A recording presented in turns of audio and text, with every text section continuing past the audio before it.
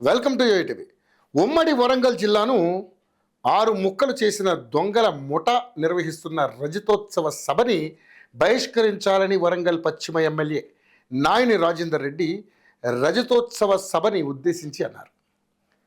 వరంగల్ జిల్లాను 6 ముక్కలు చేసి ఇక్కడ ముఖం లేకనే ఎలకతుర్తిలో విజయోత్సవ సభ నిర్వహిస్తున్నారని ఎద్దేవా చేశారు.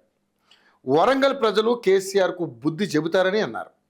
కాంగ్రెస్ గేట్లు తెరిస్తే మిగిలేది ముగ్గురేనని కేసీఆర్, కేటీఆర్ కవితలని ఉద్దేశించి నాయని ఈ వ్యాఖ్యలు చేశారు.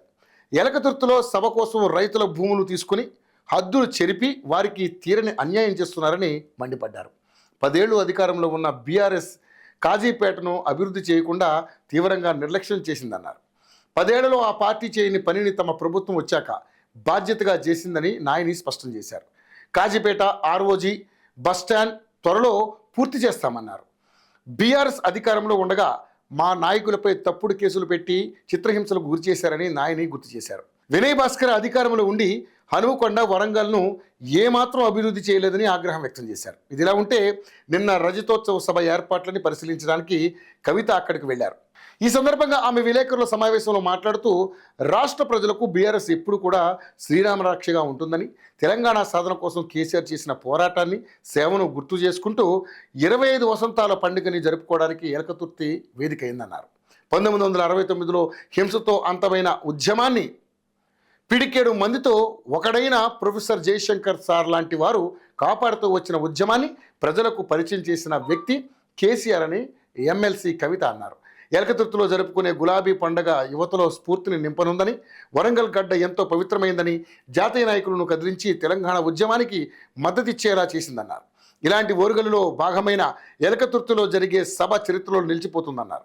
కుంభమేళా తరహాలో జరిగే ఈ సభకు కాంగ్రెస్ చేతిలో వంచనకు గురైన బిడ్డలు తరలి రావాలని కవిత పిలుపునిచ్చారు.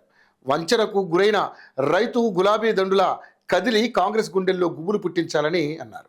కాంగ్రెస్ మోసాలకు గురికాని వారంటూ లేరని, అదేవిధంగా కేసీఆర్కు తెలంగాణ ప్రజలంటే బిడ్డలనే భావన తప్ప ఓటర్లు అనే భావన ఉండదన్నారు. కాంగ్రెస్ పార్టీలో ఉన్న నాయకులు బీఆర్ఎస్ సభలో పల్లీలు, బఠానీలు అమ్ముకునేంత మంది ఉండరన్నారు. ఇక 2004లో గులాబీ కండువాతో పొత్తు పెట్టుకుని తెలంగాణ ఇస్తామని చెప్పిన కాంగ్రెస్ 14 ఏళ్లు ఆలస్యం చేసి వందలాది మంది ఉద్యమకారుల మరణానికి కారణమయ్యారని, తెలంగాణను ప్రేమతో ఇవ్వలేదని, తప్పనిసరి పరిస్థితుల్లో ఇచ్చారని కవిత ఆగ్రహం వ్యక్తం చేశారు. కాంగ్రెస్ కుట్రలను ఈ సభ ద్వారా ఎండగడతామని కవిత పేర్కొన్నారు. ఇదిలా ఉంటే బీఆర్ఎస్ రజతోత్సవ సభ ఏ మేరకు సక్సెస్ అవుతుంది? ఈ సిల్వర్ జూబ్లీ వేడుక తర్వాత బీఆర్ఎస్ తిరిగి రాష్ట్రంలో పుంజుకుంటుందా?